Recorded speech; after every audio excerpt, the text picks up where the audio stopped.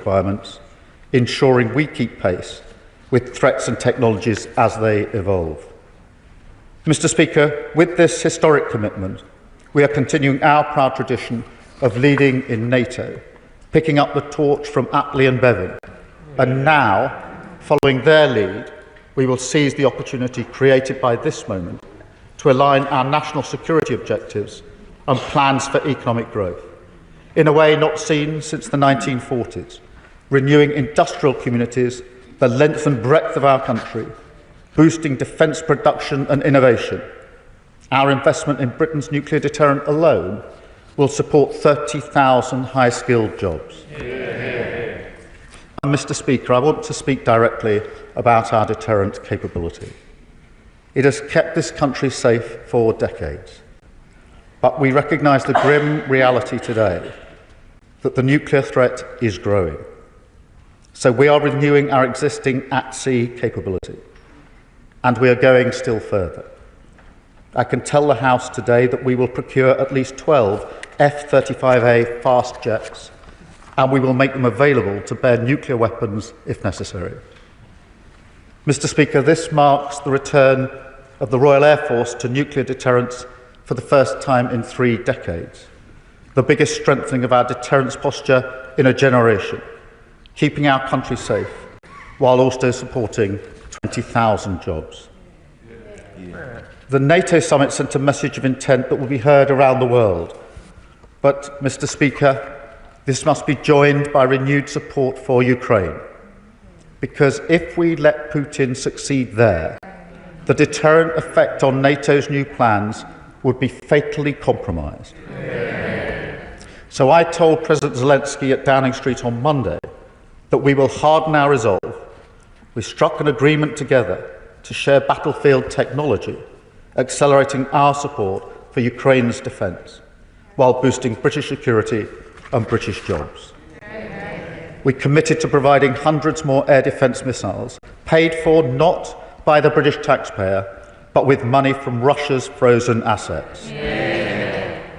And together with Europe, Canada and our Indo-Pacific partners, we announced that we will deliver €40 billion of military aid to Ukraine this year, matching last year's pledge in full.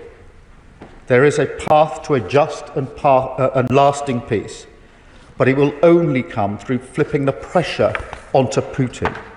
His position is weaker than he claims. So I urged all our partners, including the US, to step up the pressure now with more sanctions and more military support to bring Russia to the table to agree an unconditional ceasefire leading to serious negotiations. Let me turn to the G7 summit, where again my priority was to deliver in the national interest. And again I can report some significant progress. Leaders agreed to take decisive action on illegal migration, following the UK's lead in using hard-headed measures like sanctions. We marked an export contract with Canada worth over £500 million, creating jobs here at home.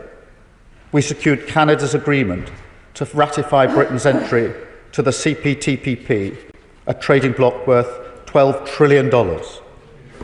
And we secured President Trump's signature to fully implement our trade deal, which will slash tariffs on British goods. His executive order, Mr. Speaker, will remove aerospace tariffs completely, cut tariffs on cars from 27.5% that British car makers face now to 10% in a matter of days, saving thousands of jobs in the West Midlands and around the country. Mr. Speaker, I've been to Jaguar Land Rover many times now. I've looked those workers in the eye, and I know what this means to them, to their families, and to their whole communities. And that is who I'm representing at summits like this, the working people of Britain. Mr. Speaker, navigating this world requires cool heads. It defies simplistic answers and knee-jerk judgments. We don't pretend we can fix every global problem, but we can carve a unique path through these dangerous times to secure and renew Britain in an era of global instability.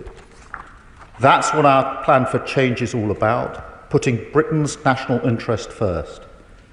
After years of economic chaos, we've delivered economic stability for the British people.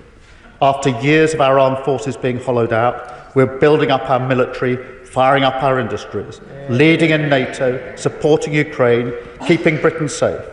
After years of fraying alliances, we're rebuilding them and shaping them to serve the British people.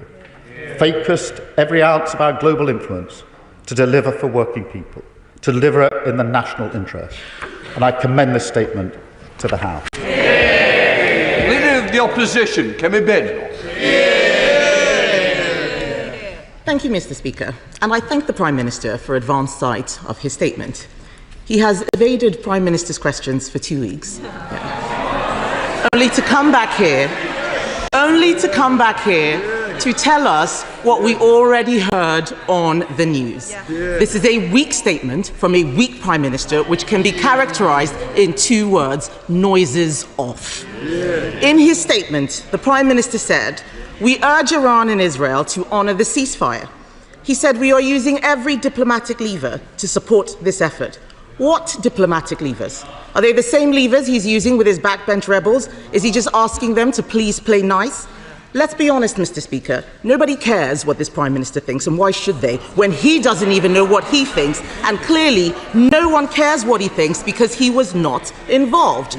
We used to be a strategic player on the global stage, Mr. Speaker, advancing Britain's interests with confidence. Order. You may not wish to hear the Leader of the Opposition, I do. Can I just say, it doesn't do anybody good in this chamber to try and shout somebody down who's speaking. Kemi Badenoch. Thank you, Mr. Speaker. They can shout as much as they like, but we all know the truth. We used to be a strategic player on the global stage, advancing Britain's interests with confidence, and now we are on the sidelines. Over the last few weeks, historic events unfolded in the Middle East, and at every stage, Britain has been out of step with the US and out of the loop with Israel. Last week, the Prime Minister came back from the G7, insisting that there was nothing that President Trump said that would indicate he was about to get involved in this conflict. Days later, the US launched its attack on Iran's nuclear facilities. He had no idea what was going on. The week before, Israel launched an attack on Iran, and it became apparent that the UK was not even informed about the attack in advance, despite us having been involved in previous preventative action. How is this standing up on the world stage? On Tuesday, the Foreign Secretary, a lawyer, repeatedly could not say whether the US strikes against Iran's nuclear facilities were legal. This is a government that doesn't know what it's doing. Let me make the Conservative position clear, Mr. Speaker. Iran has been a direct threat to the UK for years, plotting terrorism on British soil. It must not get nuclear weapons. And this is a time for Europe to step up, and the UK should be leading. Instead, we have an Attorney General using international law to constrain and restrict the UK while the Prime Minister hovers indecisively on the sidelines. What we need is a leader. Instead, we have 3 lawyers. Last week, I wrote to the Prime Minister about how this conflict has underscored the folly of the government's £30 billion Chagos surrender deal. The Diego Garcia base is of obvious strategic importance for conflicts in the Middle East. They're shaking their heads. They don't understand. It is obvious. It was used extensively. Diego Garcia was used extensively during the war in Afghanistan, including by the United States. And at Prime Minister's questions, the Prime Minister said that this Chagos surrender had been opposed by our adversaries, Russia, China, and Iran. Since then, it has been widely reported that China have offered massive congratulations on the deal and conveyed that it fully supports Mauritius. So can the Prime Minister now admit that he was incorrect to state on the floor of this House that China opposes the Chagos deal? And can he confirm if he still views China as an adversary? Under the terms of his deal, if the US were to launch an attack from the military base on Diego Garcia, we would have to inform the Chinese allied Mauritius government. Will he abandon the deeply flawed surrender deal? Because if not, when will he introduce the legislation setting out the details of the Chagos surrender so Parliament can consider and debate it? We welcome the announcement that the UK will be buying F-35A fighter jets, and I'm pleased that the Labour Party has now moved on from its previous position where it did not support NATO and advocated against the nuclear deterrent. They pretend that it never happened. We have the receipts. Conservatives are proud of exceeding the NATO baseline of 2% of GDP on defence, and we led NATO in getting there. But the government's aspiration to get spending on national security to 5% is just hope. The reality is Labour does not have a plan to get to 3%. It is all smoke and mirrors. And we do not know what the government will spend this extra 1.5% component on. So can the Prime Minister confirm whether this is money that we are already spending or whether there will be any new money? Because so long as this plan remains unfunded, these are just words. Instead of using smoke and mirrors to inflate defence spending, Labour should heed our call to hit 3% by the end of this Parliament with a fully funded plan to get there. You look at the money they claim they're going to save with their welfare bill. 5 billion is nowhere near the tens, if not hundreds of billions that we're going to need to find to meet this defence spending target. And this is the problem, Mr. Speaker. It is one thing to talk about spending money on planes and infrastructure, making announcements about reviews, but it is another to be clear where the money comes from and how it will be spent efficiently to secure the defence of our nation. They can mutter all they like. We all know that they are terrified of doing anything that is even remotely difficult. Mr. Speaker, it is crucial that there is a clear, united front in full support of Ukraine, which secures peace on their terms. The stakes could not be higher. We need the government to be leveraging British influence in every way it can for Ukraine. So can he tell us whether he pushed for clearer language in the NATO communique about Russia being the aggressor in this conflict? And can he update us on the UK's current position on Ukraine's accession to NATO, given the absence of detail in this year's communique? We must ensure our leading role continues, but this requires strong leadership and an ability to influence. Mr. Speaker, in conclusion, the Prime Minister may have finally returned to this House after a fortnight away, but in truth, he is all at sea.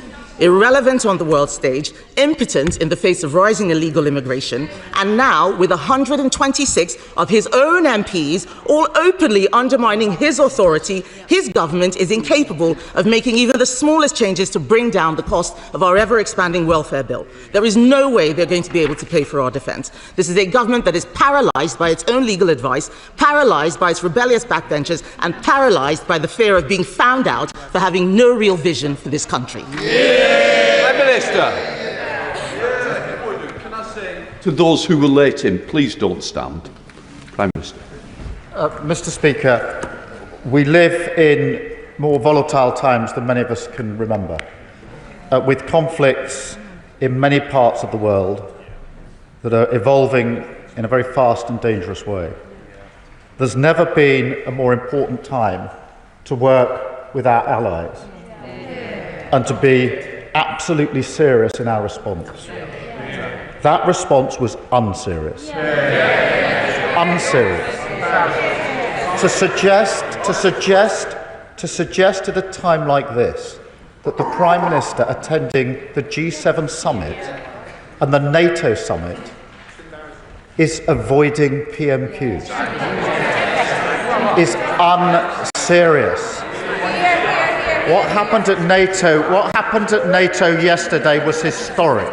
It was very important at a time like this that NATO showed unity and strength with a commitment to the future, not just to the past. That took a huge amount of work with our allies over the last few days and weeks. We have been centrally involved in that, crafting the final outcome, and we were recognised as having done so. I'm proud that we helped put that summit into the right place yesterday, and the world emerged safer as a result. And that was the unanimous view of 32 allies leaving NATO yesterday. For the leader of the opposition to belittle it just shows how irrelevant she and the party opposite are becoming. They used to once be serious about these issues. They used to be capable of cross-party consensus. And all of that is slipping away. We have led on Ukraine, 3 trade deals, and she talks about the prospect of US attack. She must have overlooked the fact that on Tuesday, when I returned from the G7, the first thing I did was go straight into a COBRA meeting to plan for all contingencies, including a possible US attack on Iran. And I'll tell her why I did that, although we did offer Privy Council briefings, so she knows this. We have military personnel co-located in nearly all the bases across the Middle East. And therefore, I was extremely concerned to ensure that immediately on my return, I took every step to ensure I had the highest levels of assuredness that we had the preparations in place to keep our people and our assets safe should the need arise. So far from being blindsided, we were planning through last week. We were talking to the Americans. We were put on notice about everything that they did. She simply doesn't understand the nature of the relationship at that level. In relation to Diego Garcia, let me disabuse her. We do not have to give Mauritius advance notice under the treaty. That is absolutely clear. And she talks about defence spend. We are the party that has increased defence spend to the highest level since the Cold War, 2.5%. They talked about it. We did it. Mr. Speaker, she says we don't know where the money is coming from. She was pressed on this in an interview not so long ago, and this was her quote. She said this, Mr. Speaker, we talked about getting to 3% by 2030, and we couldn't make the numbers work, she said. And then she goes on, we need to find a way to make the numbers work. I was intrigued by this interview. I thought she was about to lay it out. Then she goes, quote, this sort of thing requires real thinking. And then she said, let's start looking at what we can do. It's about setting up task forces. Mr. Speaker, that's how unserious they are. She asked about the Ukraine communique. As she will know if she'd actually studied this, the way that NATO works is an iterative process. And therefore, the position on Ukraine has not changed for NATO, and it's not changed under this government. On the contrary, we're recognised as leading on Ukraine, the closest ally of Ukraine, working with them the whole time. That is something I'm proud of. I think it's something the House is proud of, because we have been doing this on a cross-party basis across the House, and the sooner we get back to that, rather than the unserious response of the Leader of the Opposition, the better. Chair of the Foreign Affairs Select Committee, Dame Emily Thornbury. Thank you very much, Mr. Speaker. In the year since the election of this Labour government, Britain is back as a force for good on the world stage. Yeah. Following the outbreak in the Middle East of conflict in the Middle East last week, I was proud to see the Prime Minister lead calls for calm, cool heads and de-escalation. Yeah. And in its aftermath, we must take seriously the renewed defence commitments that the Prime Minister has made at NATO. But we must also proudly wield the soft convening and convincing power that the UK has in spades. And that is soft power, which has historically been the key to successful diplomatic efforts in Iran, securing the JCPOA, and in the wider Middle East and around the world. Could the Prime Minister confirm what the Foreign Affairs Select Committee has learnt from our conversations with our European allies? It is quite clear that Britain is also quietly and effectively stepping up to lead the fight against Russian disinformation and cyber warfare, and the investment that we will be putting in it will be well spent. Well, I thank her for her question. She's absolutely right. The need to de-escalate was the central focus into the weekend and out of the weekend, and I'm very pleased that we've reached a ceasefire in relation to the conflict in Iran, and we absolutely need that to hold. She's absolutely right about soft convening power of the United Kingdom. It is an incredible asset that we have, and yes, we are, and I can confirm for her, working with others in relation to Russian disinformation and cyber attacks, which, as the House knows, are a regular occurrence. Leader of the Liberal Democrats, Sir Ed Davey. Thank you, Mr. Speaker, and can I thank the Prime Minister for early sight of his statement. Can I say that Liberal Democrats agree that it would have been wrong to leave an empty chair in front of the Union Jack at the table for the G7 and NATO, and that it's astonishing, and I share his surprise, that it's now Conservative policy not to attend the G7 and NATO. Mr. Speaker, I'm glad the Prime Minister signalled retreat on his welfare plans and hope that he will now listen to everyone and not just his backbenchers. On the G7, despite the progress that he outlined, it remains extremely damaging to the world economy that the United States and Donald Trump continues their policy of protectionism. And I wonder if he could update the House, if he had discussions with other G7, indeed NATO colleagues, about how we could persuade President Trump to resign from protectionism. On NATO, the Prime Minister is right that Putin's imperial ambitions present a once-in-a-generation threat to our security. Last week I travelled to Estonia to meet British troops and Estonian leaders, including Prime Minister Michal. Estonians have not forgotten the repression enforced by Russian tanks, nor the murder of 4 former prime ministers at the hands of the Kremlin. They are under no illusions about the threat posed by Putin, and we must not be either. Yeah. So I welcome his commitment to NATO's new spending target. In the face of Russia's war machine, the British Army remains an essential guarantor of our country's security and that of our allies. And meeting with our incredible troops stationed in Estonia, I was inspired by their skill and professionalism. We need to get more brilliant people like them into the military. So will the Prime Minister consider Liberal Democrat proposals to move more quickly to reverse the Conservatives' cuts to the army and back our new £10,000 bonus for recruits? It's vital we take such measures as Putin continues his barbarism in Ukraine. Mr. Speaker, our commitment to Ukraine's defence must be increased, not reduced. So in addition to the actions he outlined, can the Prime Minister confirm whether he has held more discussions with partners on not just using the interest from the Russian assets, but seizing the frozen Russian assets, so we can bolster our support for Ukraine and pay for a faster increase in defence spending? The Estonians believe they have a plan to deal with all the complications he mentions when I ask him questions about this. So is he prepared to meet me to discuss Estonian ideas to break the backlog so we can seize these assets?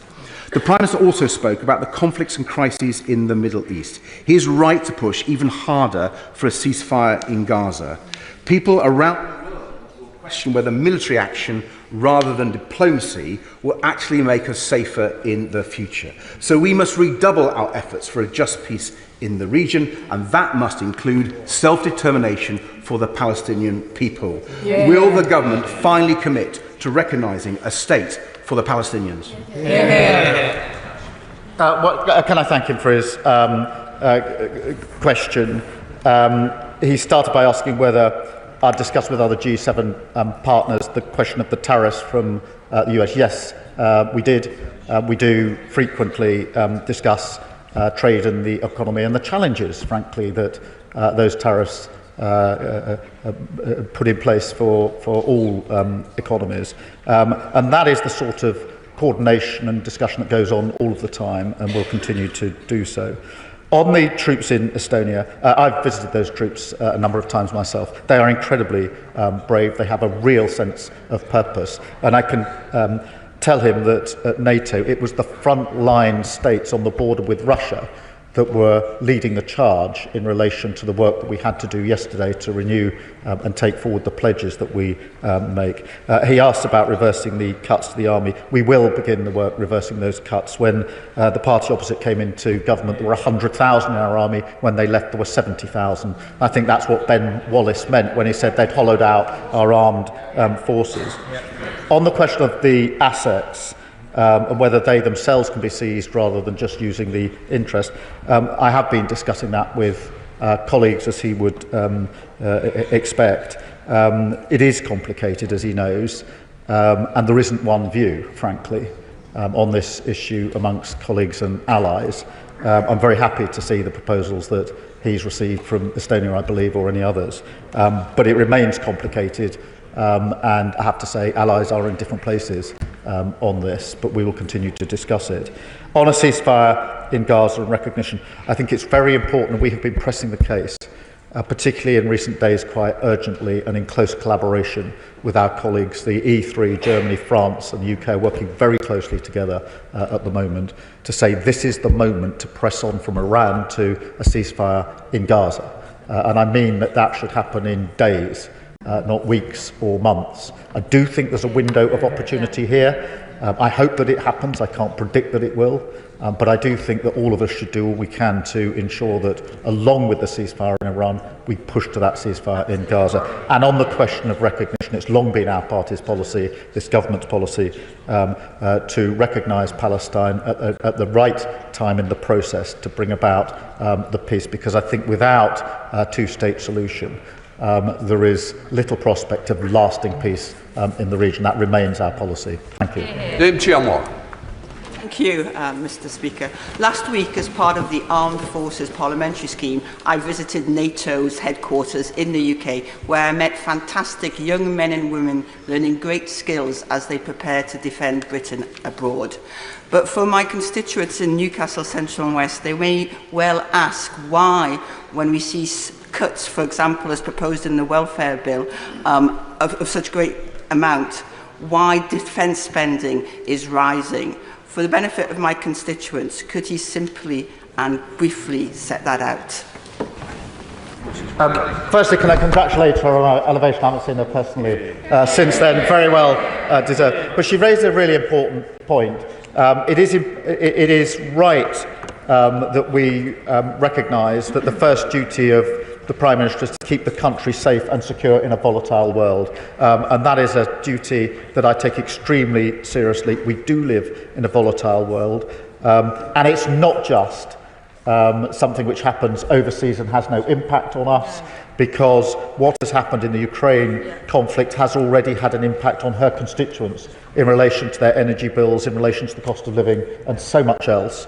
And we can see from the last week or two the impact that the conflict in Iran was having on oil prices again, which have a direct impact on her constituents. So it is absolutely right and in our own interests that we take the necessary measures in relation to defence spend. I should also say that we're determined to ensure that as we spend more on defence, that is reflected in good, well-paid jobs in the United Kingdom, including in her constituency, on all three fronts. That is the answer I give to her constituents.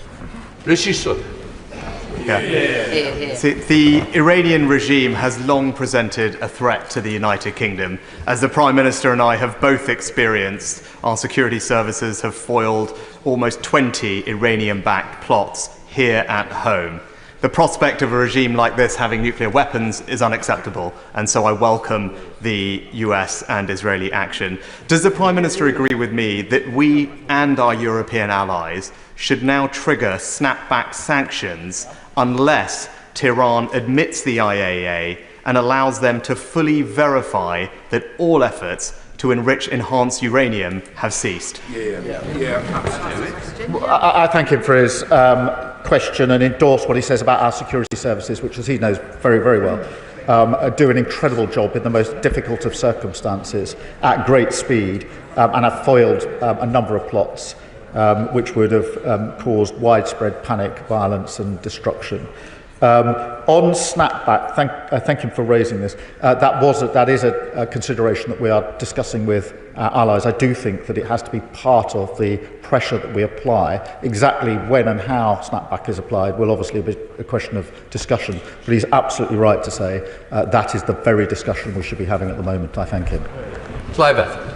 Mr. Speaker, I welcome my right honourable friend's statement and his commitment to increase defence expenditure, but given that we are looking to improve public services, health service, social care, education, police, is it realistic to do that within the current tax envelope? And hasn't the time come for us to review how we tax wealth as opposed to work, and to make sure that those people who can bear the heaviest load?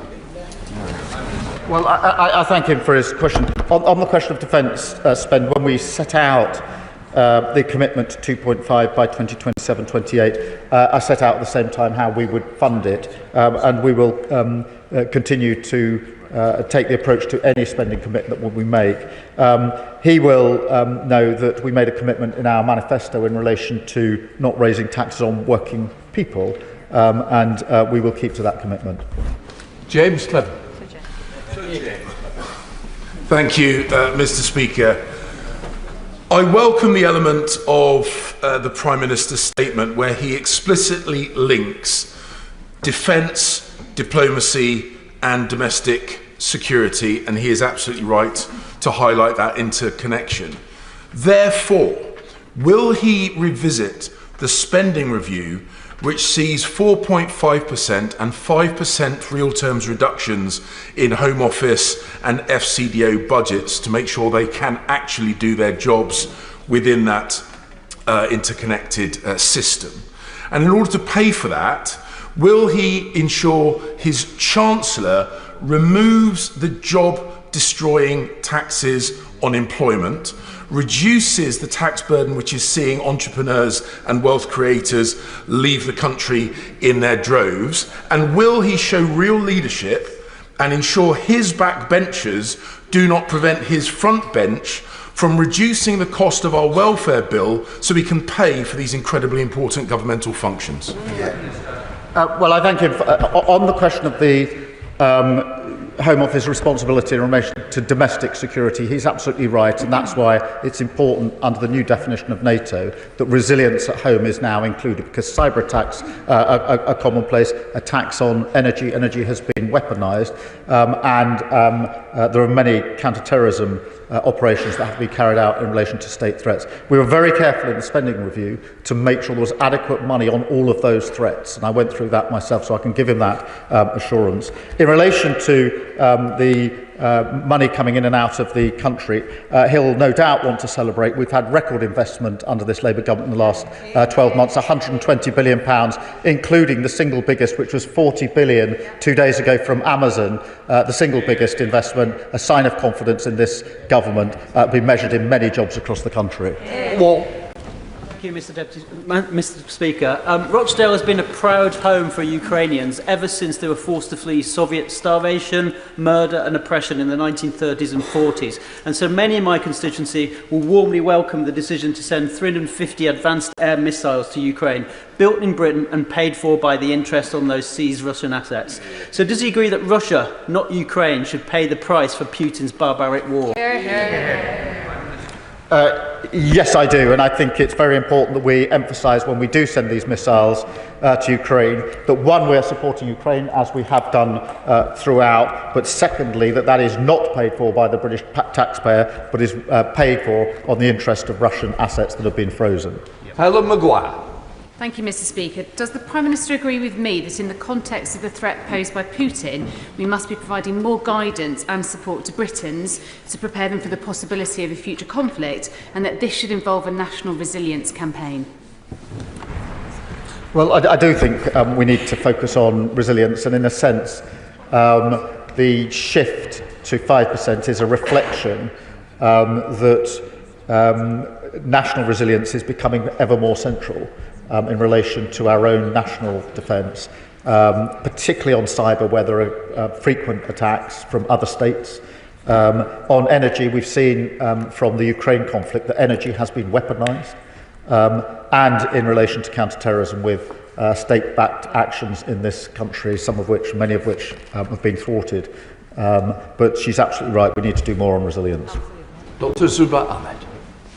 Speaker, while the Prime Minister was in his rightful place at the NATO summit this week, I was in my constituency of Glasgow South West for the opening of the Janet Harvey Hall, a £250 million installation that will turbocharge shipbuilding in this country and put it in the service of our defence sector. The Prime Minister knows government shipbuilding very well. We on this side of the House recognise that the defence of our country is now inextricably linked with the growth of our economy and investment in our public services.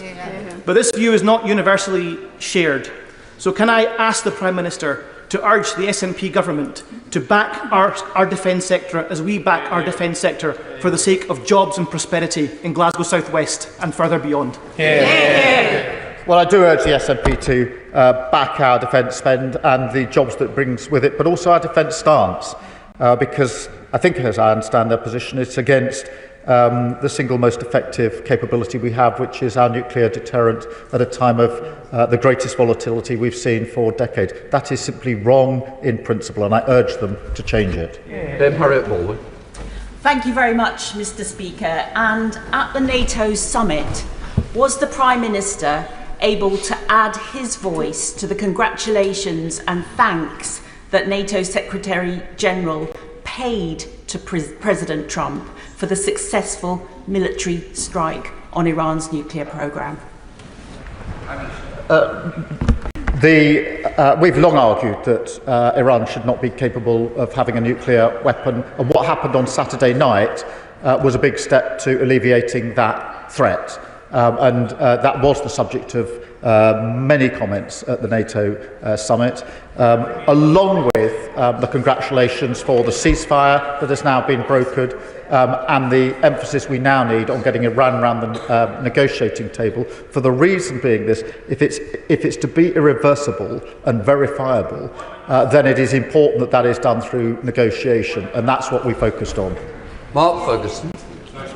Mr. Speaker, I welcome the Prime Minister's statement, especially on defence. Politics is about priorities, and I know he knows, the most important responsibility of government is defence of the country and defence of its people. So I echo the very sensible points made by the Right Honourable Member for Richmond and Northallerton, sadly, which weren't made by the opposition from bench, particularly his point around our intelligence services. Our intelligence services are the finest in the world. There are those who we will never know and we will never see who have kept this place safe, our democracy safe and our communities safe. So will he assure me that as we seek to invest more in defence, there is a particular focus on supporting our intelligence services? Well, he makes a good point. Our intelligence service do an incredible job, and I pay tribute to them. As he will know, from now on, where the intelligence services are contributing to our national defence, that will be included in our defence spend. Not included in 2.5%, that was core defence as always understood, but then to be added to it, which takes it to 2.6% in 2027-2028.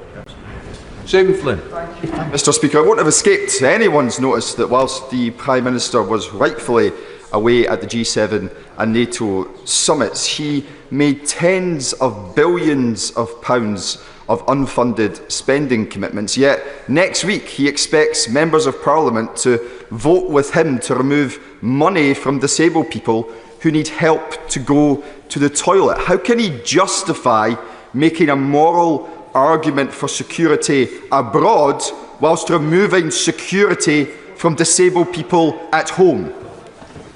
Well, as you will know, when we announced the 2.5% increase in defence spending, we made it very clear where that money was coming from, and it was not coming from welfare spend, as he very well knows. But I believe in the moral duty, and it is a moral duty, to defend our country. That means working with our NATO allies and making sure we have the most effective deterrent. He cannot give lectures on the moral duty to protect our country whilst maintaining a position of casting aside the single most effective deterrent that we have. That is unserious. Sir Nunton. Thank you, Mr. Speaker. I currently visited a NATO Air Force base in Poland as part of the Armed Forces Parliamentary Scheme that I'm currently partaking in with the RAF. I saw firsthand the importance of working closely with our NATO allies to defend our nation and keep us secure, as we witnessed firsthand a scramble to the skies to ward off Russian fighter jets. Can the Prime Minister confirm that he is prioritising the well-being of our armed forces personnel, both at home and abroad, so that they can continue to keep us and our allies safe? Well, I thank her for that. It is, of course, Armed Forces Week, and amongst other things, we have given the armed forces the single biggest pay increase in many, many years, and made a strong commitment to other aspects, including their accommodation, because it's important that we recognise and reflect what they do for our country, and it's very important we ensure that we have and are able to retain the brilliance in our armed forces. Sir Bernard. Thank you, Mr. Speaker. Can I very much welcome NATO's commitment to 3.5% core defence spending and 5% on a broader definition by 2035 for all NATO member states. But the Prime Minister and the government have only published spending figures up until 2030. Isn't it now incumbent upon the government, and when will the government now publish public spending plans for 2030 to 2035 to show how the 3.5% of core defence spending is going to be met by the government? Otherwise it's just an unfunded promise. Well, as you will know, when we presented the Strategic Defence Review, we had already set out the path to 2.5 and the ambition to 3%. I think it's right that NATO has now or all NATO allies have agreed the 5% for 2035. That is, of course, subject to review in 2029, both as trajectory and balance. And the reason for that, as he will understand, is that NATO itself is reviewing its capabilities in 2029, and therefore that review will coincide with that review of its own capabilities. Rachel Bass. Thank you, Mr. Speaker. Diplomacy is the best way to prevent risk, to de-escalate risk, and also to ensure that we get long-term security. So could the Prime Minister tell the House what discussions took place about how to escalate the focus on diplomacy in the Middle East to resolve the situation in Gaza, because clearly the architecture is not delivering at pace, but also the forgotten war in Sudan? Well, I thank you for a question, and can I reassure you that not just at NATO and the G7, but actually on a daily basis we are having discussions with other leaders about the architecture, about the path, about how we can use diplomacy to get to a ceasefire in Gaza and to get to a much better place in Sudan, and thank her for raising Sudan, not raised often enough. We're doing that at speed. We're trying to bring as many allies with us as possible. I do think that if the Iran ceasefire holds, and I hope that it will, that does create the space for saying now is the time for that ceasefire in Gaza. Only the first step, of course, to the route first to recovery and then to a two-state solution. Sir Julian. After a worrying start, President Trump has now strengthened NATO both by extracting promises of more money and by the positive comments he made at the end of the summit. Has the Prime Minister had a chance to assess whether this means that his love affair with Vladimir Putin is beginning to cool? Well, look, firstly, I think it was really important that NATO was united in the way it was last night. And I don't just mean the comments of President Trump. I mean that the whole 32 on the same page on a really important moment for NATO. And he will understand how much hard work, guile and diplomacy went into ensuring that that was the outcome. But I think it was a real sigh of relief around the world that that was the position. In relation to Putin, look, we are urging that this is the moment to push further to get Putin to the table for an unconditional ceasefire. President Zelensky said for many weeks that he's prepared for those talks, and we did discuss that as allies, and I've discussed it many times with President Trump, as he would expect. Alan Gavin. Thank you very much, Mr. Speaker. Would the Prime Minister care to comment on what our adversaries will think when they hear the Leader of the Opposition mistakenly say we can't afford our defence commitments? Hear, hear. Does such a fatuous response keep our country safe? Hear, hear. No, it doesn't. It was frankly embarrassing to suggest I shouldn't have been at NATO or the G7. And I think our backbenchers recognise it. That's not the position traditionally of the Conservative Party. The sooner they get back to that position, the better.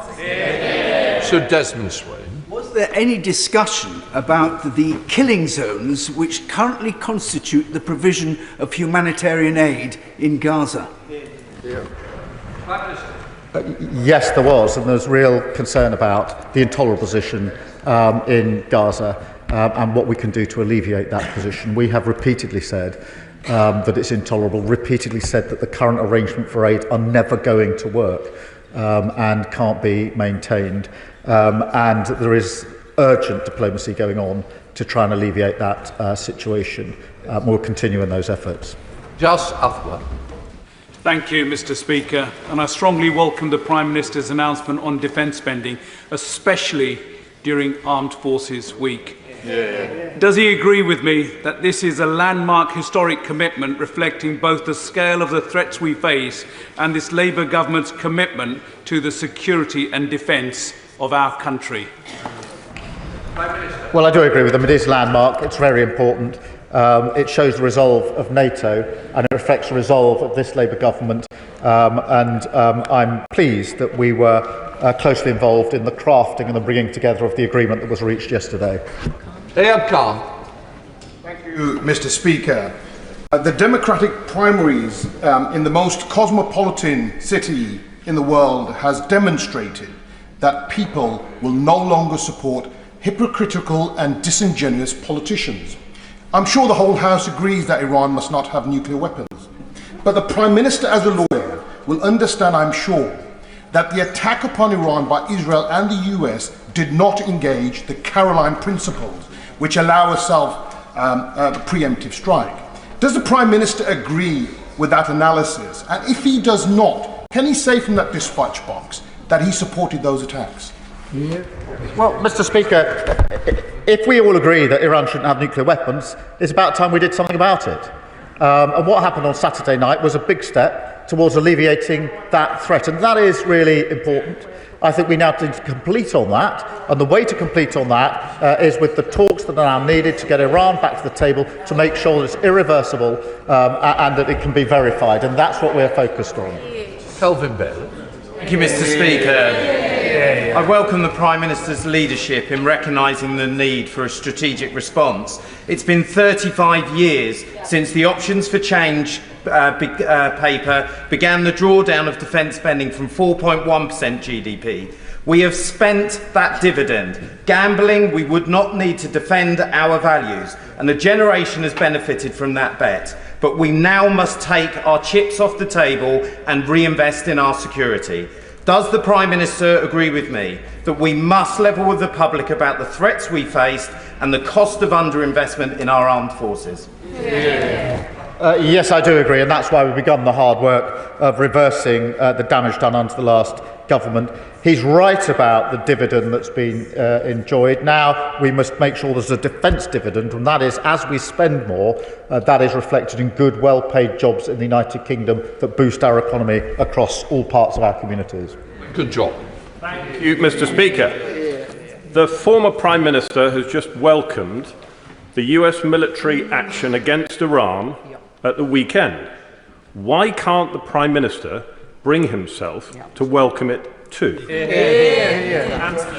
Well, because I've said we need to alleviate the threat. I've said that take a huge step towards alleviating the threat. And I've discussed that with G7, with NATO colleagues, and I've discussed it with President Trump. And everybody was very pleased that there was such unity on it. Joanna Baxter. Thank you, Mr. Speaker. The forced deportation of children is illegal under international law, and yet Russia continues to steal Ukraine's future one child at a time. So can I please ask the Prime Minister if the issue of Ukraine's stolen children was discussed with our allies, and what more is being done to return those children to their homes and their families? Well, I thank her for raising this, and she's been a hard campaigner, an important campaigner on this, and it is central that if there's to be a ceasefire and a lasting peace in Ukraine, and I hope there is, that it must involve the return of the children, and we have discussed that many times and will continue to do so. Mr. Speaker, since the Second World War, our national security has been based broadly on three pillars. Our own physical defences, which the Prime Minister mentioned in his statement, the alliances we've built, which he also mentioned, but the third pillar he did not, and that is the international rules-based order. So what discussion did he have at both or either summit about the importance of international law, the undermining of its credibility by inconsistent application between the conflicts in Ukraine and in Gaza, and in particular, did he try and persuade President Trump to lift the United States sanctions on the International Criminal Court?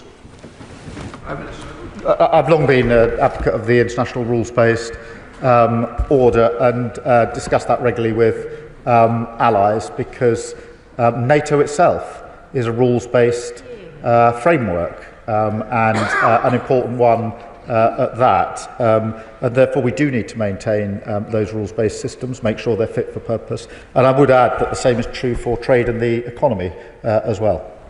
Nozzle Collis. Thank you very much, Mr. Speaker.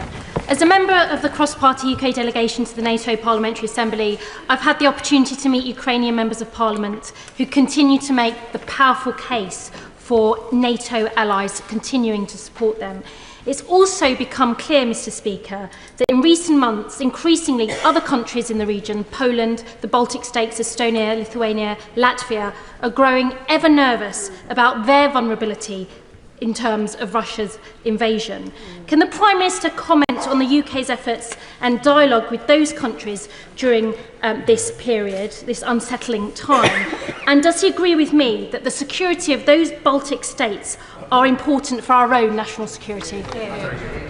Well, I thank her for raising this, and she's absolutely right. The Baltic states are incredibly nervous at the moment. They have been, frankly, for the last 3 years or so. We engage with them regularly.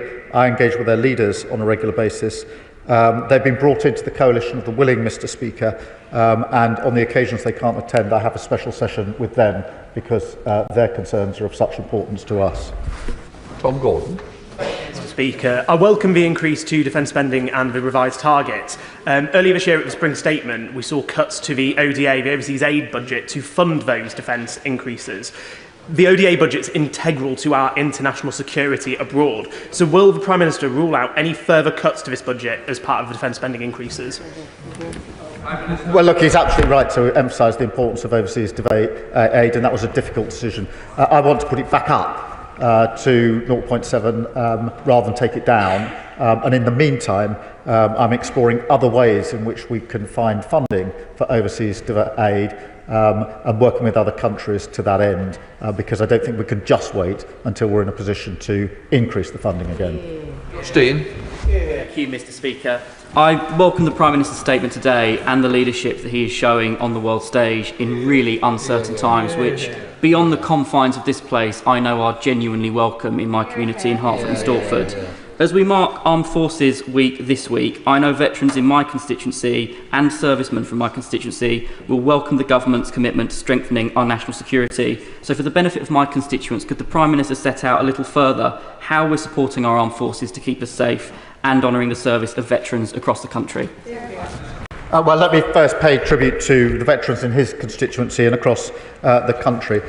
We have put in place a number of initiatives already, particularly in relation to homelessness and veterans, more broadly in relation to accommodation and the support that goes in just to veterans, but also our armed services. That's vitally important as a reflection of their contribution, but also to ensure that for those serving, we deal with the retention crisis caused by the party opposite. Mark Pitch. Thank you, Mr. Speaker. Whilst we may disagree on the detail, can I agree with the Prime Minister that as far as possible in this place, it would be better to keep partisan politics out of national security issues? And who knows, I may get the whip withdrawn for saying that, but so be it. There are things that go beyond party politics. So can I thank the Prime Minister for all his hard work in the national security interests of this country. When it comes to the G7, he mentioned sanctions, and he, in his statement, said, I urge the United States to do more on sanctions. Is he aware that the United States is actually urging the United Kingdom to do more on sanctions when it comes to Russia? So can the Magnitsky legislation be widened and deepened so it captures more of Russian assets and also possibly other countries that may have sanctions imposed upon them soon, for example, Georgia? On NATO, Joint Expeditionary Force, which was mentioned in the summit, he will know, having attended the Norway meeting some weeks ago, that the Ukraine is a JEF partnership nation. Could he tell the House if the UK supports Ukraine becoming a full member of the Joint Expeditionary Force, and if so, when that might happen? Well, I thank him for his questions, but they're all good questions, so I'll endeavour to answer each part of them. In relation to sanctions, which is being discussed intensely, as he will understand, there are two elements to that, really. The first is the immediate application of sanctions in relation to Russia, where we are attempting to make sure that we all act together, so the US, the UK and the EU together, and that is the focus of our discussions and what we're urging on the US. He will know there's a piece of legislation in the US which is ready to go and needs to be coordinated with what we're doing. On the longer term, I think we need to look always at whether there's more we can do within the framework on sanctions, and we can discuss that in this House. On the important point he makes about Ukraine and Jeff, we've been a leading advocate of Ukraine having a bigger role or having a role in Jeff, and Ukraine already has enhanced partnership with the Jeff, and that's the first of its kind. That was at the last Jeff meeting that we had in Norway just a few weeks and months ago, and we were one of the leading nations pushing for that greater involvement. We'll see over time whether that can be taken further, either with Jeff or with NATO, obviously, but it was an important first step, and not only a reflection for Ukraine, but also a message to Russia. Thank you to the Prime Minister for his leadership, representing us around the world in the last few weeks, exactly where he should be. Does the Prime Minister want to remind the party opposite about the fact it was the Labour government which last spent 2.5% of GDP on defence? And can the Prime Minister set out how increasing our defence spending will keep our country safe and support high-quality manufacturing jobs in West Bromwich and the whole nation? Well, I'm happy to remind the House that we had 2.5% of GDP on defence spending under the last Labour government, and we'll have it under this Labour government. In 14 long years, they didn't do that. Mr. McMahon. Thank you, Mr. Speaker. I welcome the increase in defence spending. So will the Prime Minister take this opportunity to explain where the money is coming from, particularly as his government continues to weaken our country's economy and when another expensive benefit U-turn on top of the winter fuel U-turn is on its way? Well, she must have missed the record investment in our country in the last 12 months, £120 billion, the 4 interest rate cuts and the fastest growth in the G7 in the first quarter of this country. And every time we've increased defence spending, as we did with the 2.5%, we've set out at the same time where that money is coming from. Mr. MacDonald. Thank you, Mr. Speaker. I find the Leader of the Opposition incredibly disappointing, so goodness knows what her own benches think. But while she's talking Britain down, can I commend the Prime Minister for the leadership he's shown this week? And could he say a little more about how businesses in the defence supply chain, particularly in the Teesside Defence and Innovation Cluster, can contribute to this national mission for defence and security? Well, I'm grateful for him for raising this question. There are 2 or 3 principles here. Firstly, as we increase defence spend, we need to see that reflected in good, well-paid jobs in constituencies across the country. Secondly, Mr. Speaker, there will obviously be the big sectors on defence who will benefit, but we've put together a hub for smaller supply chain businesses, which will be in pretty well every constituency, whether they're defence-specific or not, to ensure that they take advantage of the contracts and the extra spending on defence. And in that way, we can ensure that there's a dividend back in the United Kingdom for the extra spend that we're putting in place. David Reid. Thank you, Mr. Speaker. There's been some recent confusion from defence ministers surrounding the purchase of 12 F-35A nuclear-capable fast jets. So can the PM please inform the House when the proposed in-service date is for this important capability?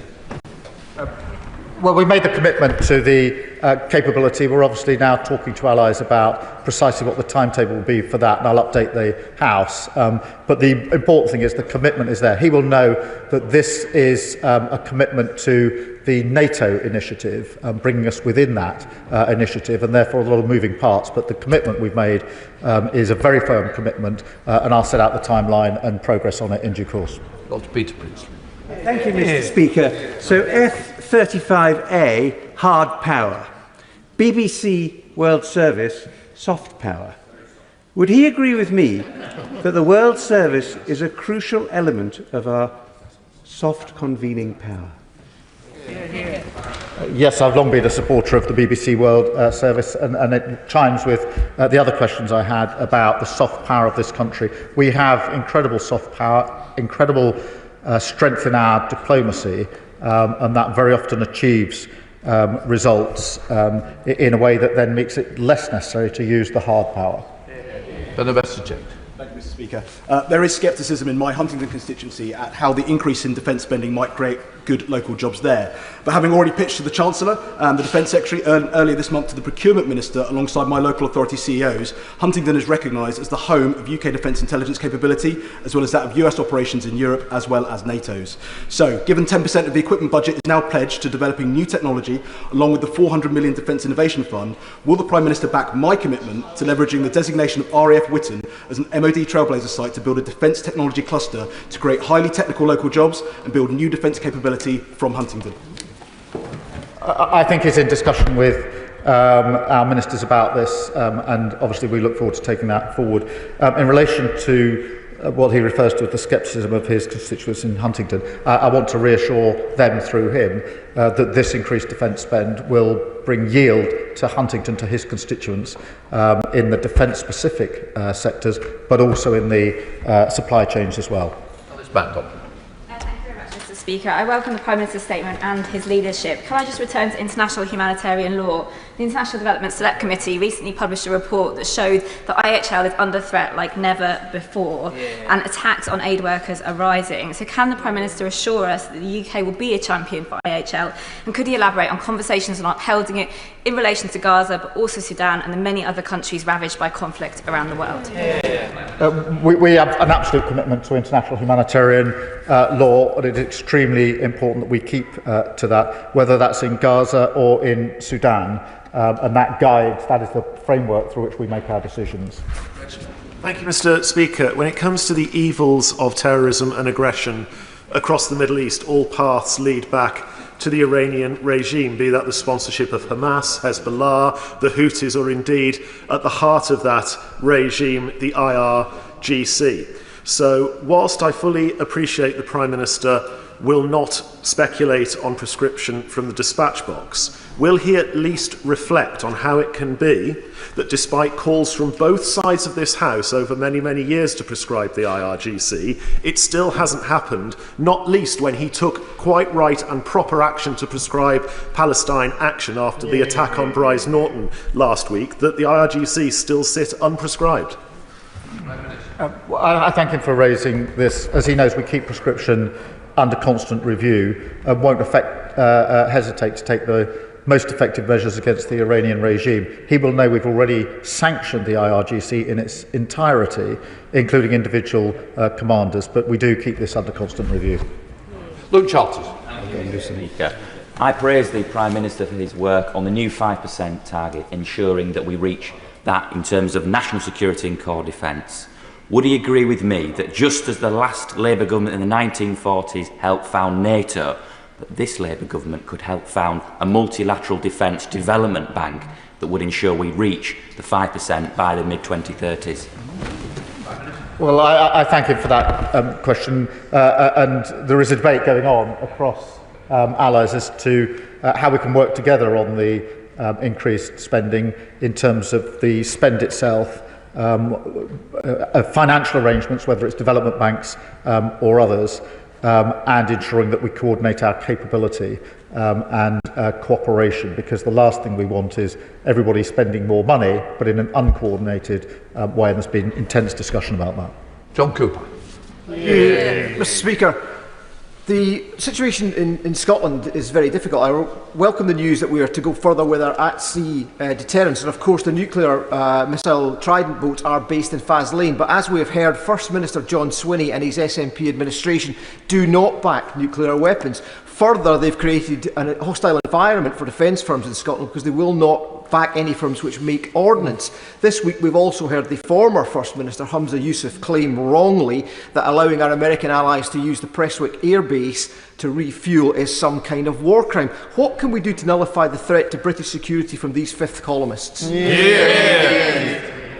them. But it is a serious question. This isn't just the usual politics. This is a serious question of national security. The nuclear deterrent, the at-sea deterrent, is, as he rightly says, housed in Scotland. I went and met one of the subs coming back in just a few months ago. It was a very humbling experience, quite frankly, and got an even deeper sense of what they do for our country, and it should be supported in its own right and as an essential deterrent. And it's among the reasons that we need to change a government in Scotland. John Slinger. I welcome the Prime Minister's statement, which shows that international cooperation, the ability to forge relationships of trust and human empathy are signs of strength, not weakness. Our country is stronger for his leadership and pursuit of peace globally through diplomatic means. Hear, hear. Does my right honourable friend agree that we can only deter war and defend our allies such as Ukraine if outward-looking diplomacy is backed up by ever stronger armed forces and an ever stronger economy? That these matters ought to unify all in this House, Hear, hear. and that it's very unfortunate that we've seen petty party political games, frankly, from the Leader of the Opposition. Hear, hear. Well, I agree with him, and all I can say is, in fairness, I can see that on the faces of some of the members opposite, there is clearly disquiet at the approach that the Leader of the Opposition took, and it's not surprising. Nick Timothy. Thank you, Mr. Speaker. On the 5% defence investment pledge, resilience spending appears to include energy infrastructure. Given the evidence about Chinese-made cellular internet modules and kill switches, will he say categorically that China must be kept out of all critical infrastructure, including wind turbines and solar panels? Well, he's right to raise this issue, and obviously we carefully review and monitor any Chinese involvement in any elements of security. But it is right that we now include resilience in our overall definition of national spend and act accordingly. Laura Coates. Mr. Speaker, and I thank the Prime Minister for his commitment to keeping our country safe and his effective diplomacy to that end. While our international aid budget is now diminished, it remains my belief that the work we do to prevent and respond to humanitarian crises around the world plays a crucial role in global stability and security, and in turn our own. Can the Prime Minister reaffirm his commitment to this vital role for the UK in the world? Yes, I can, and she's right to raise it and to describe it in the way that she did, and we're a leader on this, continue to be. We want to get our aid budget back up, but in the meantime I want to work with other countries to find other ways of providing and financing that support as a matter of some urgency. Bradley. Thank you, Mr. Speaker. I welcome the increase in defence spending, but how on earth is the Prime Minister going to pay for it when his party can't agree on a small reduction in the welfare bill? We have set out in clear terms when we went to 2.5% both the date plus the way in which we would pay for it. That's the way we do business on this side of the House. For 14 years they lost control of the economy, left hollowed out armed forces, armed forces, a 22 billion black hole, and frankly they're in no position to lecture anyone about these issues. Still less after the response of the Leader of the Opposition, which shows exactly why their party is sliding into irrelevance. Right, Manali. Mr. Speaker, I think it's clear today that the Leader of the Opposition should never represent the United Kingdom on the world stage. Absolutely outrageous, Mr. Speaker. But I am grateful to my right honourable friend for his statement, and following the comments of other honourable members, can I ask him what assessment he has made of the potential opportunities for Scottish-based defence and aerospace industries, which already support hundreds of jobs in Coatbridge and Bellsill, arising from the expectation to reach 4.1% of GDP by 2027? And does he share my concern that the disjointed defence policy of the SNP risks jobs and investment in Scotland, and we need to fight that at all costs? Well, he shouldn't worry too much about the Leader of the Opposition representing our country. She never will. Mr. Speaker, if she did, the chair at the NATO summit would have a little sticky note on it saying "busy at PMQs," presumably. Mr. Speaker, that's how unserious her point is. But on the substantive question of jobs in Scotland, there is the real potential now to build on what Scotland does. It's got a proud history in relation to our defence and security, and this provides an opportunity to build on that platform. James Shannon. Thank you very much, Mr. Speaker. Can I thank the Prime Minister very much for his statement? I know that nobody in this House can doubt the sincerity of his careful words and his commitment for what is best for the United Kingdom of Great Britain and Northern Ireland at the G7 and NATO summit. The Prime Minister will be aware of my support for Israel, and indeed the support of so many in this great nation. That was, I believe, one of the major issues at the summit. So can the Prime Minister outline, please, whether time was taken with our closest ally in the United States of America to discuss steps that can be taken to cut the head off the IRGC and to ensure that the USA bombing of the Iranian nuclear programme was a success, and thereby secure a truce and a lasting peace in the Middle East? Thank you. Well, I can assure him that is an ongoing discussion that we have with our US allies, both at leader level and between our teams on an ongoing and constant basis. Israel has the right to be safe and secure, and it is neither safe nor secure at the moment. We have to be absolutely clear about that and the right of Israel to defend itself. And that means discussions about the IRGC, it means discussions about Iran, which has been a constant source of threat and terror and conflict in the region. And yes, we discussed not just the attack on Saturday, but also the further measures that can be taken to make sure that Iran never has the capability to develop nuclear weapons. Tricia Fergus. Thank you, Mr. Speaker, and I thank the Prime Minister for his statement and for his leadership, something which I'm sure is welcomed by our allies around the world, if not by the Leader of the Opposition. My right honourable friend mentions that there is now a window of opportunity for peace in the Middle East, and I'm sure that's something we would all want to see happen and come to fruition. However, with deadly attacks on Palestinian people seeking food continuing, can the Prime Minister advise from his discussions whether there is any prospect of Israel allowing the UN and other humanitarian organisations to resume food distribution in an ordered and fair way? Well, they should do, and we're urging that they do, because the current arrangements are intolerable and they're never going to work. And we need to be really clear about that, and we will continue to urge that with our allies and obviously talking to leaders across the region, as she would expect.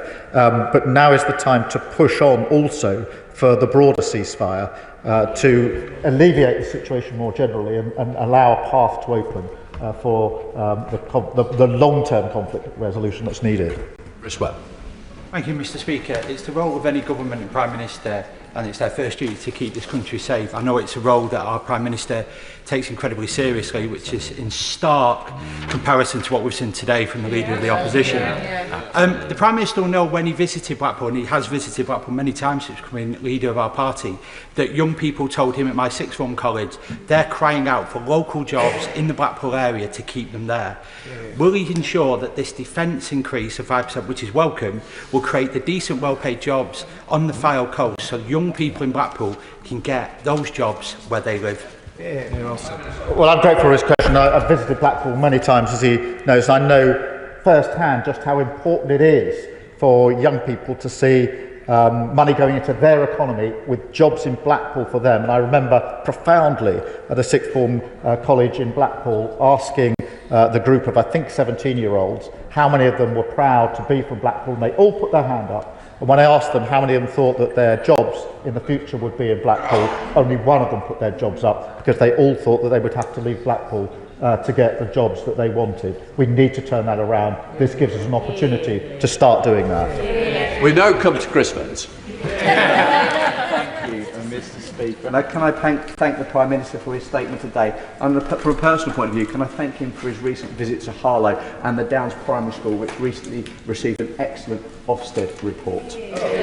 Would the Prime Minister agree with me to achieve the sustainable and long-term peace that we all so desperately want in the Middle East, in Gaza, in Ukraine and in Sudan? We must work together with one voice with all of our NATO allies, and that's why his leadership on a global level is so important, and it's so important that he attends all of these events to represent our proud nation. Well, I'm grateful. I remember being the most recent visit to the primary school, I think, was to roll out our free school meals policy. So I was very happy to do that, Mr. Speaker, by actually serving school meals myself. So if all else fails, I've got a backup. But Mr. Speaker, he's absolutely right. This is at a time like this. It is actually a time when usually this House comes together and speaks with one voice, and we're the more powerful for it. And I have to say, President Zelensky has told me on a number of occasions how much it means to his people. And to be fairness to the party opposite, they've always been resolute on Ukraine. She needs to look again, the Leader of the Opposition, at her approach. The sooner we get back in a time like this to the kind of cross-party unity we had, the better, because our adversaries know that when they see unity here, that is much more of a problem for them than when they see unserious division. That completes the statement. Let the front bench change over.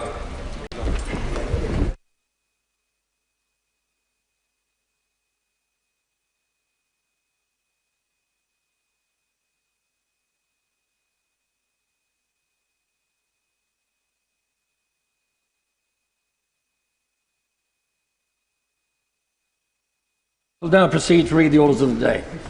Supply and Appropriation Main Estimates Number 2 Bill, second reading. Now. Minister to move formally. I beg to move. The question is that the bill be now read a second time. As many of that opinion say aye. Aye. Contrary, no. The ayes have it. The question is that the bill now be read a third time. As many of that opinion say aye. Aye. Contrary, no. I think the ayes have it. We now come to the general debate on the Armed Forces Day. Minister Luke Pollard, move. Thank you, Mr Deputy Speaker. I beg to move that this House considers Armed Forces Day. This week, our nation comes together to give profound thanks to the men and women of our armed forces, their families and veterans, the heroes who give so much and sacrifice so much for their country at a time when the world is becoming increasingly dangerous, unpredictable and insecure. Right now, our armed forces are helping Ukraine to defend itself against the might of Russia by supplying kit and equipment, nearly 3.5 years into a war which Putin thought would be over in 3 days. Our armed forces are in Singapore with the UK Carrier Strike Group led by HMS Prince of Wales, strengthening Britain's ties with the Indo-Pacific. They are operating as part of every NATO mission alongside our allies, keeping the peace in zones of potential conflict, and our people are working in the Middle East to de-escalate tensions and stabilise the region.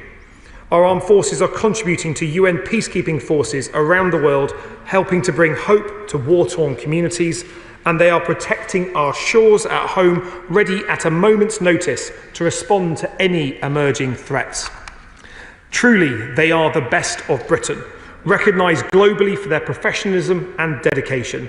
And this week, in Armed Forces Week, we have a chance to say thank you, to thank them for their service, to thank their families for their understanding at the times when they are away, to thank those people who support our men and women in uniform, in defence industries, in the supply chain, in the technology companies that help keep them having the fighting edge that keeps our country safe. Now, apart from those affected by COVID restrictions, 2024 was the first year since the inception of Armed Forces Day that there was no national event. This government is proud to have restored it this year, backing 3 days of celebrations in Cleethorpes. And as my honourable friend, the member for Great Grimsby and Cleethorpes knows, it's a community which carries a long tradition of not just honouring our armed forces, but shaping and supporting them too. From the local RAF station at Northcotes, which was home to the Coastal Command Strike Wing during World War II, disrupting enemy supply chains with great success, to active veteran groups today, like NEL for Heroes, which does outstanding work in North East Lincolnshire, helping veterans to return to civilian life. But although the biggest celebrations will be taking place in Cleethorpes, where the Defence Secretary will be this weekend, there are more than 180 other events taking place across our nation. Earlier this week, my ministerial colleague Lord Coker was among the large crowds which turned out in Northern Ireland to celebrate Armed Forces Day. Happy giving way on that point. Yeah, Mr Deputy Speaker, that I was very fortunate to be there and had an opportunity to meet Lord Coker from the other House. It was very clear to him and I both that the 60,000 people turned out to commend and celebrate such a wonderful occasion. Can I ask the Minister, maybe later on, if you don't mind, would he outline clearly what can be done to recruit more TA soldiers? Will it be flexibility with employers? Will it be the jobs and the courses they can do? Or will it be to enlarge the numbers of cadets, please? Thank you so much. Well, Mr Deputy Speaker, can I thank him for his years of service? It was in Westminster Hall yesterday that he added up all the years that he served in uniform, and I think that was 14.5 years in total in various roles. So can I thank him for his service to our country?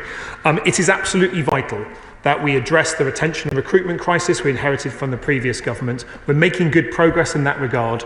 A key part of that is not only recruiting new people to our regular forces, but also making it easier to join the reserves as well. And whether people are serving full-time, part-time, in their spare time, there is an opportunity for people right around the country to contribute to our armed forces. My ministerial colleague, the Minister for Veterans and People, will be setting out further steps as to how we're going to improve our reserves as we approach the Armed Forces Bill in the next session of Parliament, making the case that improving our reserves makes us safer, but also provides more opportunity for the nation to have a closer connection with those people who serve as well. Happy to. I'm very grateful to the Minister. One of the 180 events that he mentioned will be Armed Forces Day in Andover, which I'll be attending on Saturday. As he knows, Andover is home to Land Army headquarters, and I wondered whether he could reflect on the importance of the work of celebrating armed forces in those communities which physically embrace their headquarters and their camps and residences, to sustain that connection between the non-uniformed civilian population and those who protect them on a daily basis. Well, can I thank him and thank him for his attendance at an Armed Forces Day event this weekend.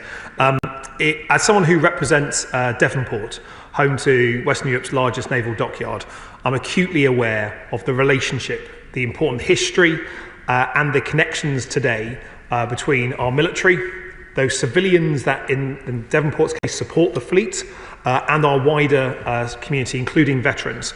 I think it is absolutely right we tell the story of that connection, not just by looking back at the battles of previous years, those people who never returned from wars, but making the case that investing in our defence today creates good, well-paid jobs. It provides opportunities for our young people, and it's one of the sources of great pride, I think, that our Army, our Navy and our Air Force all feature in the top 5 employers of apprentices in the country.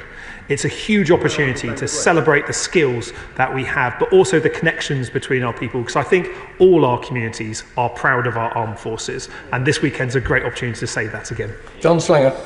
I thank my honourable friend for giving way. He knows that recently I had the great privilege of visiting our base in Erbil in the Kurdistan region of Iraq, where I saw for myself the dedicated service of the troops and their officers who are doing huge work to help that regional government and also thereby enhance regional security and British security. They are a tribute to this country and we owe them a debt of gratitude, and we should remember that there are so many service men and women overseas doing very difficult work, sometimes in harm's way, and on Armed Forces Day we must remember all of those serving officers and soldiers as well. Well, can I thank him for his remarks just there? I think it is a good reminder that on Armed Forces Day and in Armed Forces Week there'll be parliamentarians on all sides of the House visiting local communities, making the case for armed forces in their communities. But there will be people from communities right around our country who won't be at those celebrations because they'll be serving on the front lines overseas, helping to project UK power and influence, helping to stabilise regions, and helping to make sure that we're de-escalating tensions. And the work that our forces do in the Middle East may have been in the news quite a lot recently, but their work that is often not covered in the news is nonetheless as vital for our national security and worthy of our praise and thanks. And I'm certain on a cross-party basis there is support for the work that they do across the Middle East. My honourable friend, the Minister for Defence, Procurement and Industry, will be in Liverpool this weekend celebrating alongside her community of Liverpool Garston at Armed Forces Day events. And the Minister for Veterans and People, my honourable friend for Birmingham, Solioke, will be in Coventry, having completed a tour of many of our communities nationwide, making the case for further investment in services to support our veterans, Mr Deputy Speaker, a vital part of this government's work to support those people who have served. Many celebrations will be taking place across Scotland and Wales, including in Edinburgh, where the Minister for Scotland will be attending, and I will be back home in Plymouth, home to not only Devonport but Stonehouse, the spiritual home of the Royal Marines, where I'll be out on force on the Hoe on Saturday. And for those people not familiar with Plymouth geography and some of our international viewers, the Hoe is a wonderful cliff-top view of Plymouth Sound, and nothing more sinister than that, shall I say. But look, as a son of a Royal Navy submariner, I'm proud to represent my hometown, which is not only steeped in military history, but also plays a pivotal role in protecting Britain today. Having grown up as a Navy brat, I know that many remarkable people in defence tend to dismiss their achievements as just part of the job, a humbleness that defines service in our country. But I know what they do, how they go well beyond the expectations of a normal day job, how they shoulder immense responsibilities with great modesty and, supported by their families, perform the ultimate public service. Through the government's Strategic Defence Review and Defence Reform, we're putting much more emphasis on our people and on renewing the nation's contract with those who served. The most troubling thing I've seen recently in relation to our people was the Continuous Attitude Survey, which revealed that only a quarter of our service personnel believe they're valued by society. For members who haven't read the latest Continuous Attitude Survey, can I encourage them to do so? It tells a story about what our people think, and although we're now seeing morale stabilising after a decade of falling across all three of our services, the fact that they don't feel valued by society should be a wake-up call for all of us about how we talk about our armed forces, how we support our armed forces. Happy giving way. I thank the Minister for giving way, and I apologise for not being in the chamber when he referred to my constituency. Earlier this weekend we will be hosting National Armed Forces Day, which is going to be fantastic, and the comments that he's making there about remembering our veterans, remembering our people, Saturday will be a true celebration, and all of the work that so many people put into making sure that we are safe and secure every day. Minister. Well, can I thank her for all the work that she put into making the case as to why Cleethorpes should be the first of the renewed National Day events. I know the Defence Secretary is looking forward to attending events in Cleethorpes this weekend and to hearing from not just those people who serve today, but the young people of the cadets in her community that may well be those people who serve in the future, and those veterans who have served our nation as well. I'm looking forward to events in Plymouth, but I know that the events in Cleethorpes will be the centre of our national attention this weekend, and rightly so. Sir James Cleverly. Yeah, I appreciate the Minister giving way. Will he recognise that the UK's armed forces are a visible manifestation of the philosophy and values that underpin the country? And if society does not value the armed forces, might he concede it is because consistently, I think, we have failed to defend the principles and values that underpin our society? And we should confront the accusations that this, for example, is an inherently racist country, which it absolutely is not. And confront the accusations that our history is not something we should be proud of, because perhaps then a wider society will appreciate the men and women who defend not just the physical country, but our values, our history, and our philosophy. Well, can I thank the Right Honourable Gentleman for that intervention, and I share his passion for telling our nation's story. To tell our full story, we have to explain the good bits and sometimes the bad bits as well. But at all times, we can look at the bravery, the courage and the service of our armed forces as a source of national pride. But I also look at our armed forces today as the embodiment of some of our British values. I believe in equality. It's something that for me is very important to me personally. But when I think about our soldiers that are operating in Estonia at the moment, being ready to deter a Russian move across the border, it does not matter what the colour of the skin of the soldier is, what religion they have, where they come from, what their accent is. All that matters is that in that unit, everyone has each other's backs. Proud of our country, proud of the service, proud of the reasons that they are there. And I think at Armed Forces Week, it's an opportunity to remind people about what the difficult jobs we ask people to do and to thank them for it. But the right honourable gentleman is entirely right, talking about the values that stand behind the uniform and why the flag that they have on their arms matters so much. It's not just a piece of cloth, it is British values that we should be proud of, all of us. And for that reason, I think it is important that we recognise that our service personnel need to feel more valued. The figure has plummeted over the past 12 years, and we know that words won't address that problem, only action will. And that's why it's so important to award our service personnel their biggest pay rise for over 2 decades, and to follow it up with another above-inflation pay rise this year. And for the first time, as a source of great pride to me as the Minister for the Armed Forces, we can say that every single person in uniform is now paid the living wage. That should always have been the case, but sadly was not, but it is now. They deserve a lot more than just a decent salary. The cold, damp and mouldy homes that many have been living in are frankly a betrayal of their service. So after buying back 36,000 homes from the private sector sold off under a previous Conservative government, that saves taxpayers more than £600,000 a day in rent payments. We're delivering a generational renewal of military accommodation with at least £7 billion of funding in this Parliament to help tackle the poor state of forces housing. Happy to.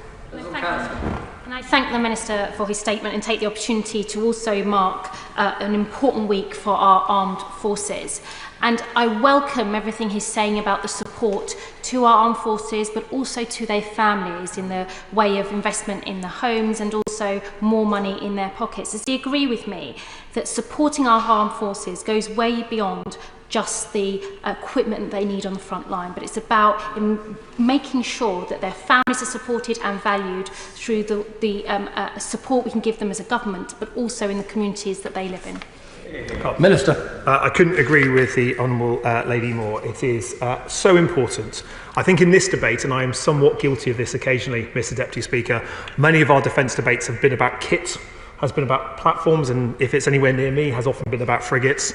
And we talk about the equipment. We need to talk about our people more.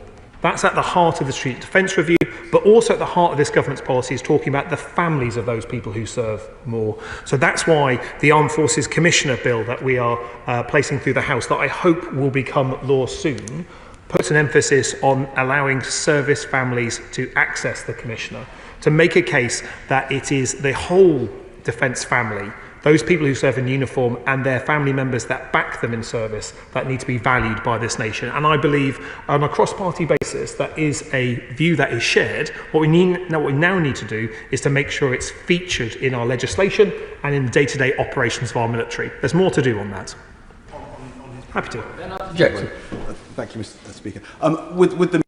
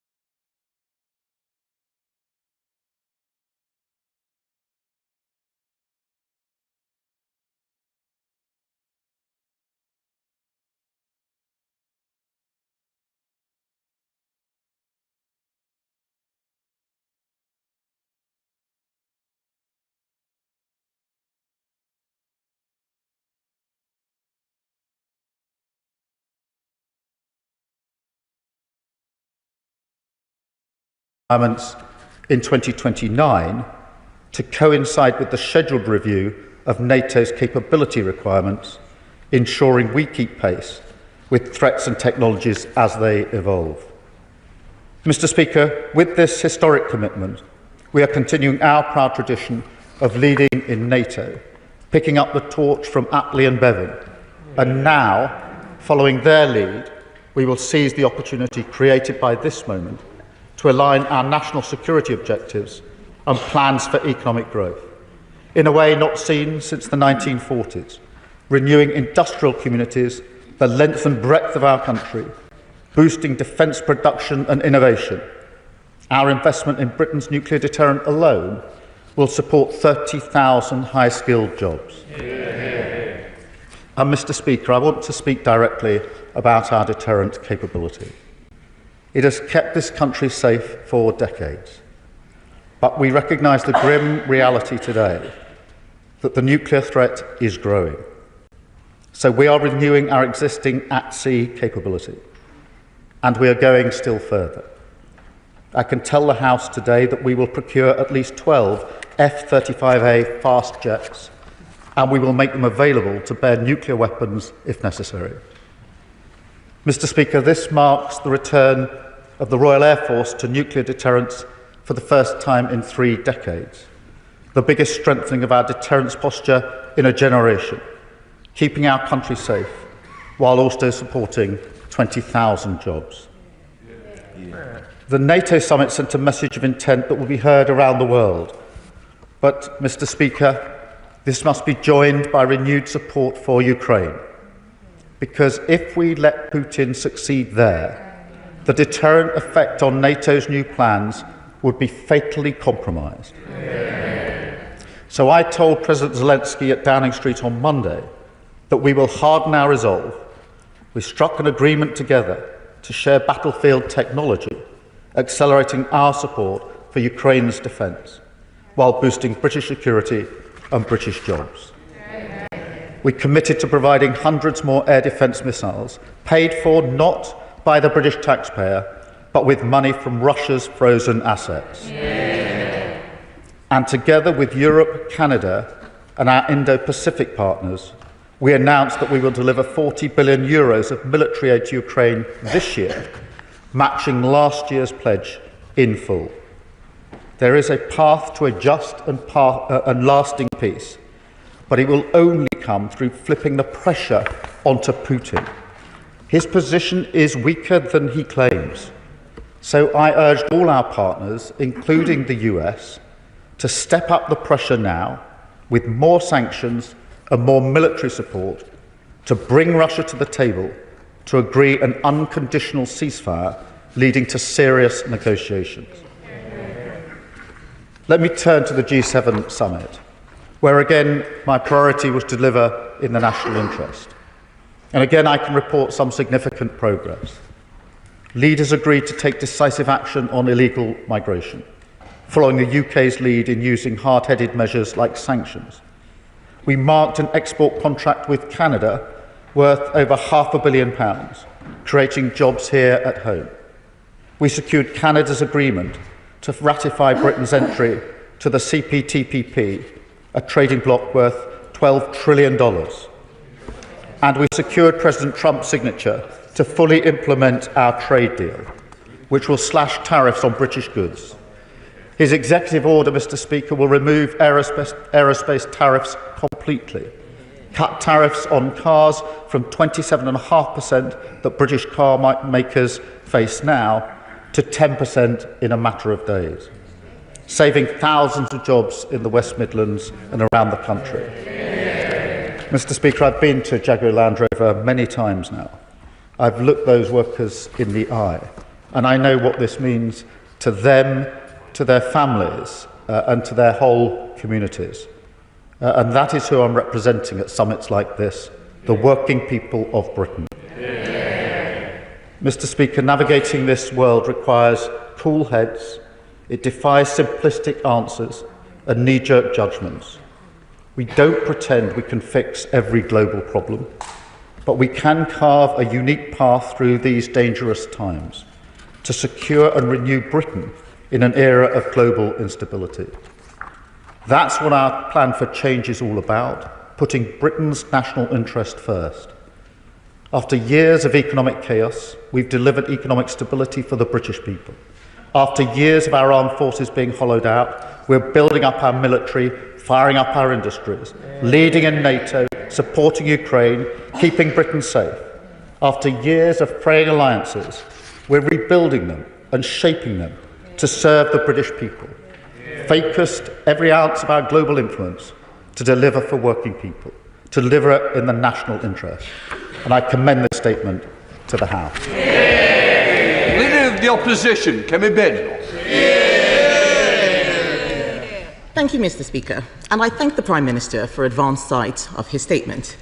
He has evaded Prime Minister's questions for 2 weeks, only to come back here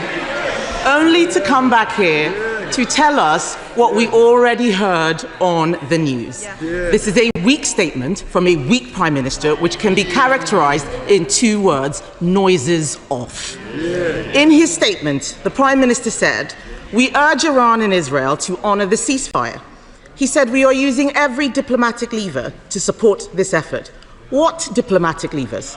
Are they the same levers he's using with his backbench rebels? Is he just asking them to please play nice? Let's be honest, Mr. Speaker, nobody cares what this Prime Minister thinks, and why should they, when he doesn't even know what he thinks, and clearly no one cares what he thinks because he was not involved. We used to be a strategic player on the global stage, Mr. Speaker, advancing Britain's interests with confidence. Order. You may not wish to hear the Leader of the Opposition, I do.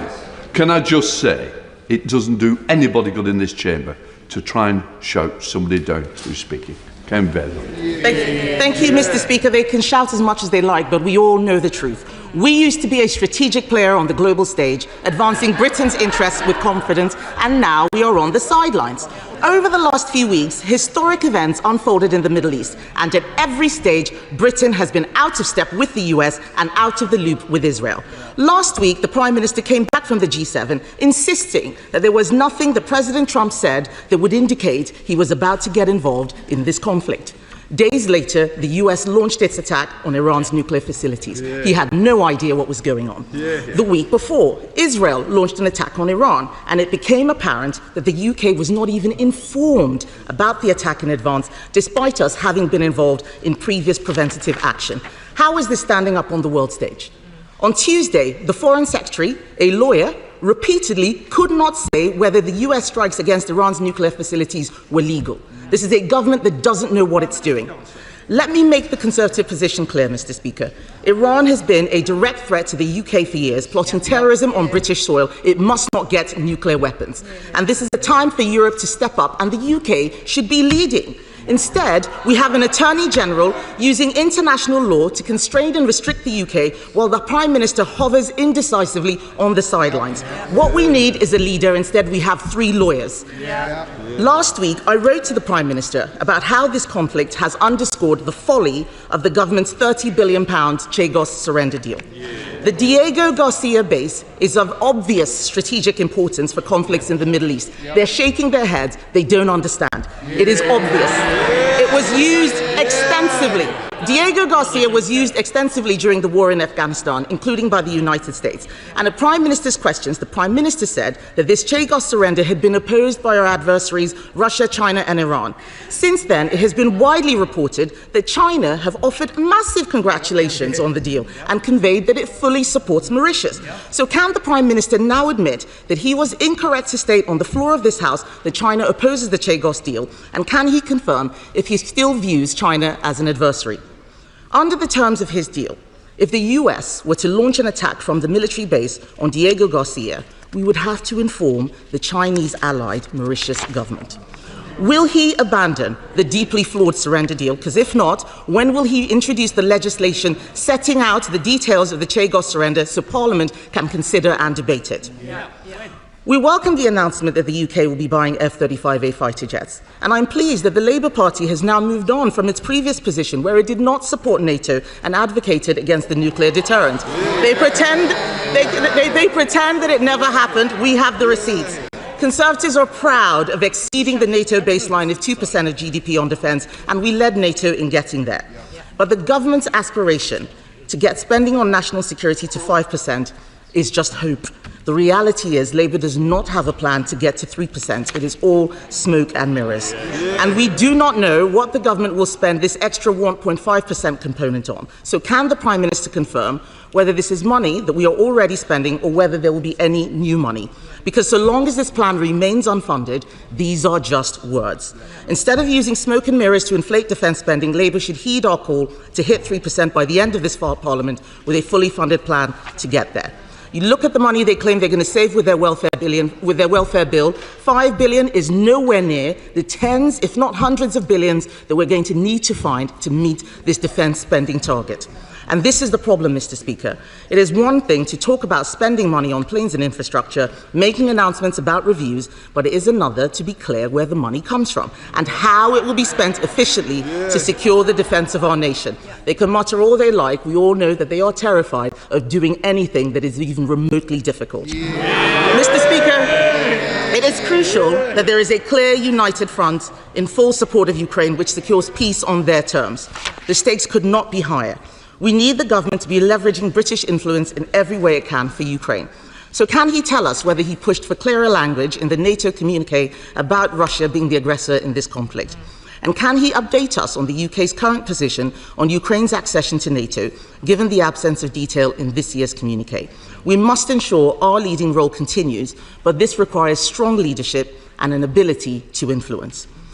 Mr. Speaker, in conclusion, the Prime Minister may have finally returned to this House after a fortnight away, but in truth, he is all at sea. Irrelevant on the world stage, impotent in the face of rising illegal immigration, and now with 126 of his own MPs all openly undermining his authority, his government is incapable of making even the smallest changes to bring down the cost of our ever-expanding welfare bill. There is no way they're going to be able to pay for our defence. This is a government that is paralysed by its own legal advice, paralysed by its rebellious backbenchers, and paralysed by the fear of being found out for having no real vision for this country. Prime Minister.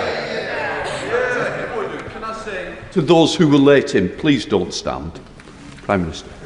Mr. Speaker, we live in more volatile times than many of us can remember, with conflicts in many parts of the world that are evolving in a very fast and dangerous way.